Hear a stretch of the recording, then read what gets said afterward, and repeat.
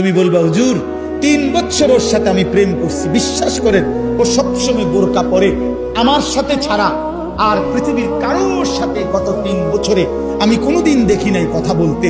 না না যুবক, তোমার লগে যদি কোনো মেয়ে বোরকা পরে কিন্তু বিবাহ বহির্ভূত কথা বলে, সম্পর্ক করে, প্রেম নামে হারাম সম্পর্ক করে, এবেডি যদি মনে রাখো বোরকা না বা যদি কম্বলও গাও দেয়, বলে লেপ তুষক গাও দেয় এবেডি, হ্যাঁ খোদার কসম, এরপরও যদি বিবাহ বহির্ভূত লেপ পরার তুষক গাও দেওয়া আর বোরকা পরাও কোনো মেয়ে যদি কোনো ছেলের সাথে সম্পর্ক রাখে, হারাম সম্পর্ক, ওই মেয়ে দুশ্চরিত্র, ব্যভিচারী, লম্পট, চরিত্রহীন নারী। এটাই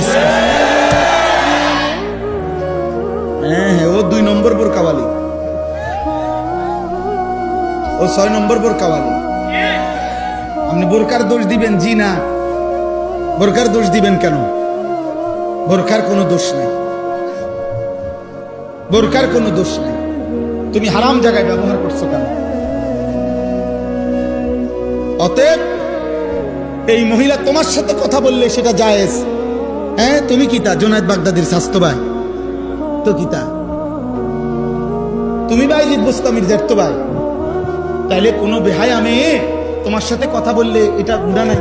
অন্যের লোকে কথা বললে তুমি এটা কি শোনা? দয়া করো, আমি এর চাইতে বেশি আর বলতে পারলাম না।